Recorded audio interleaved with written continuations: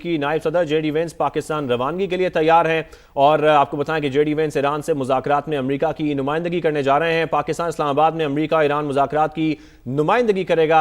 अभी जो आपको मनाजिर दिखा रहे हैं, आपको बताएं कि जेडी वेंस इस वक्त जो नायब सदर हैं अमेरिका के, उनको देखा जा सकता है। पाकिस्तान रवानगी के लिए वो तैयार हैं और यहां से वो रवाना होंगे पाकिस्तान के लिए। बड़ी टॉक्स पाकिस्तान में पीस टॉक्स होने जा रही हैं, मुज़ाकरात होने जा रहे हैं। इस्लामाबाद इस वक्त मरकज़ निगाह है और इसी के लिए जो फरीकैन है उनकी रवानगी का जो सिलसिला है वो भी जारी है। जेडी वेंस को देखा जा सकता है जो कि अमरीकी नायब सदर हैं, हेलीकॉप्टर से निकले हैं वो। इनके मनाज़िर हम आपको दिखा रहे हैं, यहां से वो रवाना हो रहे हैं पाकिस्तान के लिए।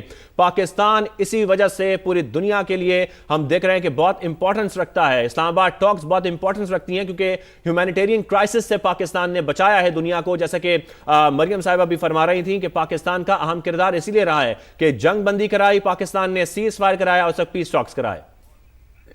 President of the United States said, if the Iranians are willing to negotiate in good faith, we're certainly willing to extend the open hand. If they're going to try to play us, then they're going to find that the negotiating team is not that receptive. So we're going to try to have a positive negotiation. The President has gave us some pretty clear guidelines, and we're going to see. So I hope you guys have a safe flight. We'll certainly take some questions later on, but for now, let's get on the plane and hit the road. Thank you all. नाज़रीन आपको दिखा रहे हैं अमरीकी नायब सदर JD Vance Pakistan रवानगी के लिए तैयार हैं। वो गुफ्तगू भी कर रहे थे और जेडी वेंस ईरान से मुज़ाकरात में अमरीकी वफ़द की क़यादत करेंगे। पाकिस्तान इस्लामाबाद में अमरीका और ईरान मुज़ाकरात की नुमाइंदगी करेगा। पाकिस्तान दुनिया भर की तवज्जो का मरकज़। आपको बता रहे हैं कि अमरीकी नायब सदर जेडी वेंस की पाकिस्तान रवानगी हो रही है। वो अपने तैयारे में इस वक्त बैठ चुके हैं। अमरीकी नायब सदर जेडी वेंस पाकिस्तान रवानगी के लिए तैयार। जेडी वेंस ईरान से मुज़ाकरात में अमरीका वफ़द की क़यादत करेंगे, जबकि पाकिस्तान इस्लामाबाद में अमेरिका और ईरान मुज़ाकरात की नुमाइंदगी करेगा।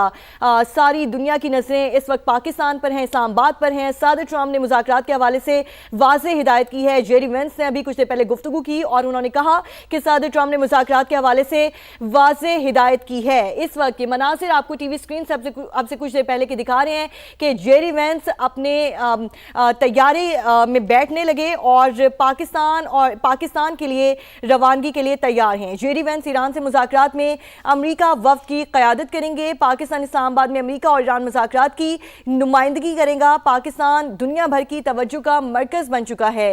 सदर ट्रंप ने मुज़ाकरात के हवाले से वाज़ेह हिदायत भी की है। बिल्कुल, इस वक्त senior rank person Nadeem Malik साहब हमें ज्वाइन कर चुके हैं। नदीम साहब, इस वक्त इस्लामाबाद मरकज़ निगाह है, जेडी वेंस वहाँ से रवाना हो रहे हैं पाकिस्तान के लिए। पाकिस्तान के किरदार को अगर फैसिलिटेटर के तौर पे देखा जाए, सब बड़ा अहम किरदार है इस वक्त पूरे खित्ते में अमन के लिए और पूरी दुनिया की नज़र इस वक्त पाकिस्तान पर है। आप कैसे देख रहे हैं इस्लामाबाद टॉक्स को? ये बिल्कुल आपने दुरुस्त कहा, इस वक्त सेंटर स्टेज इस्लामाबाद है और पूरी दुनिया की नजरें भी हैं पाकिस्तान के ऊपर और दुआ भी होगी कि इससे ये पूरा प्रोसेस जो है नतीजा खेज हो और ऐसा अमल आगे बढ़े जिसके नतीजे में अमन की तरफ पूरी दुनिया बढ़ सके। क्योंकि ये जो जंग है इसकी कॉस्ट पूरी दुनिया ने 5-6 हफ्तों के अंदर देख लिया है कि इब्तदाई तौर पर ही वो जो ऑयल प्राइसेस बढ़ना शुरू हुई पूरे यूरोप और अमेरिका के अंदर, उसी से इतना क्योस और अफरा तफरी फैल गई कि पूरी मार्केट्स बैठना शुरू हो गई। आपको देखें कि गोल्ड के ऊपर पहले ट्रेंड था कि गोल्ड बहुत ऊपर जा रहा था क्योंकि एंटीसिपेशन ये थी कि यूएस ट्रेजरी से पैसा निकल के तो गोल्ड में लोग इन्वेस्ट कर रहे हैं। लेकिन जब ये ऑयल वाला क्राइसिस शुरू हुआ है तो फिर गोल्ड में भी एकदम से वो प्राइसेस क्रैश करके तो 5,000 5,500 से पर ऑन से गिर कर वो 4,000-4,500 पे आ गई।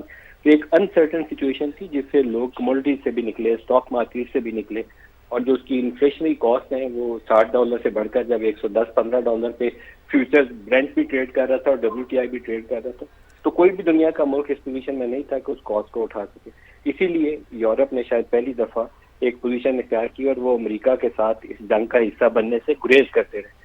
ट्रंप साहब ने बार बार ह्यूमिलिएट किया बाकायदा केयर स्टारमर को, लेकिन इसके बावजूद उन्होंने कहा कि ये बरतानिया की जंग नहीं। फ्रांस ने पोजीशन ली, स्पेन वाले ने तो बड़ी तगड़ी पोजीशन ली, तो इवन नेटो का जो मुस्तकबिल है वो दाव पे लग गया।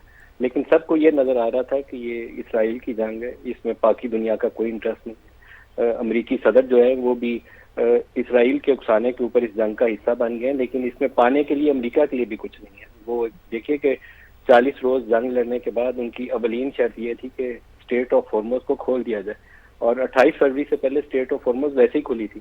तो इस जंग से उन्होंने पाया क्या है, ये अमेरिकी जो उनके कांग्रेसमैन है वो जब बैठेंगे तो तजिया करेंगे कि अमेरिका ने पाया क्या और खोया क्या। मेरे तो ख्याल में अमेरिका ने बहुत कुछ खो दिया है, और पाकिस्तान के इस प्रोसेस से, ये जो पीस प्रोसेस है इस वक्त इस्लामाबाद के अंदर, इससे उनकी फेस सेविंग उनको मिल सकती है, क्योंकि उनकी जो वर्ल्ड एक लीडरशिप थी, उनकी आर्मी के ऊपर जो एक कंसेप्ट था कि बड़ी तगड़ी आर्मी है दुनिया की, वो सारी चीजें दांव पे लगी। और ईरान जैसा मुल्क जो कई दहाइयों से सैंक्शन का शिकार था, ईरान इराक वॉर के बाद से उनकी सूरत कोई बहुत बेहतर नहीं थी, लेकिन उसके बावजूद इन 40 रोज के अंदर ईरान ने सिर्फ सर्वाइव करना था। वो सर्वाइव करके उन्होंने बता दिया कि ये अमेरिका जितना तगड़ी भी नेवी और आर्मी भी और एयरफोर्स भी वो लेकर आ जाए। तो अगर दूसरी तरफ एक डिटर्मिनेशन हो कि हमने अपने मुल्क के लिए जाने दांव पर लगानी है, तो जाने कुर्बान करके अपने मुल्क के लिए लड़ते रहे। तो अब अमेरिका के लिए फेस सेविंग का रास्ता यही है।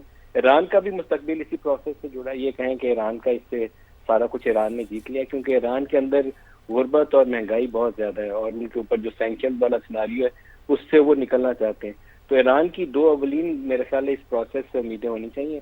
एक तो मुस्तकिल जंग बनती, ये जिस तरह जून में इसराइल ने और अमेरिका ने हमला किया था और अब फिर 28 फरवरी को किया, इस तरह का प्रोसेस दोबारा दोहराया नहीं जाना चाहिए। वो गारंटी मांगनी चाहिए उन्हें, और अमेरिका को वो गारंटी ईरान को देनी चाहिए कि नहीं, बार बार हम इस तरह जंग का हिस्सा नहीं बनेंगे। दूसरा जो इंटरनेशनल उसके ऊपर सैंक्शन है ईरान के ऊपर, ईरान यकीनन चाहेगा कि उनको खत्म किया जाए ताकि उसकी इकॉनमी में ग्रोथ मोमेंटम आए, लोगों की हालत बेहतर हो, जो मुश्किलात है वहाँ उसमें कमी आई। जो प्रोटेस्ट थे रिसेंट पास में, उस प्रोटेस्ट के लिए भी ग्राउंड इसलिए तैयार थी कि वहाँ पर बहुत महंगाई और बहुत बेरोजगारी है, और उसको ओवरकम करने के लिए जरूरी है कि वो दुनिया के साथ इकोनॉमिक रिलेशन बना सकें, ट्रेड कर सकें। अमेरिका को इससे एक चीज जो उसकी कह लीजिए कि उसको सबसे ज्यादा फेस सेविंग देगी, वो न्यूक्लियर के ऊपर अगर कोई जामे किस्म का मुआहदा हो जाए जिसमें ईरान को सिविल न्यूक्लियर यूज के लिए तो परमिशन मिले, लेकिन वो एटमी हथियार बनाने से गुरेज करने की कमिटमेंट कर ले, एक मुआहदा हो जाए IAEA के सेफगार्ड आ जाएंगे। लंबा प्रोसेस होगा, अभी तो एक प्रिंसिपल भी तय होंगे, ज्यादा से ज्यादा जंग बंदी को वो एक्सटेंड करके तो वो डिटेल टॉक्स की तरफ जा सकते हैं। तो ये अमेरिका के लिए और शायद मगरबी दुनिया के लिए एक फेस सेविंग हो सकती है कि हमने एटमी प्रोग्राम जो था उसके ऊपर काबू पा लिया। सिविल न्यूक्लियर यूज तो होगा, लेकिन वो कोई एटमी हथियार नहीं बनाएंगे। और स्टेट ऑफ हॉर्मस तो 28 फरवरी से पहले ही खुला था, तो अब उसके ऊपर ईरान का मुतालबा यह है कि उसके ऊपर ईरान का हक है और वो उसको रेगुलेट करेंगे ट्रैफिक को। अमेरिका ये चाहता है कि वो इंटरनेशनल वाटरवेज की तरह वहां पर भी जो फ्री मूवमेंट है वो बरकरार है। तो इसके ऊपर कोई ना कोई अंडरस्टैंडिंग होपफुली आइंदा आने वाले दिनों के अंदर कोई डेवलप हो जानी चाहिए। पाकिस्तान अगर जो दो बुनियादी जी और नदीम साहब, जो पाकिस्तान जो फैसिलिटेटर के तौर पे इस वक्त किरदार अदा कर रहा है, इसका भी अगर हम जिक्र करें तो सिफारती तौर पर भी इन नताइज जो निकल सकते हैं इन टॉक से, मुस्बत नताइज अगर वो निकलते हैं तो पाकिस्तान को भी मुआशी तौर पर, सिफारती तौर पर बहुत फायदा पहुंचेगा। अगर सैंक्शंस ईरान के ऊपर से हटती हैं उसका फायदा भी पाकिस्तान को पहुंचेगा। स्ट्रेट ऑफ हॉर्मुज के हवाले से भी पाकिस्तान के हमने जो फवायद हासिल थे पाकिस्तान को, वो भी देखें। आप पाकिस्तान के किरदार को कैसे देख रहे हैं, साथ में जो फवायद इन टॉक्स के बाद पाकिस्तान को हासिल हो सकते हैं उसको कैसे देख रहे हैं?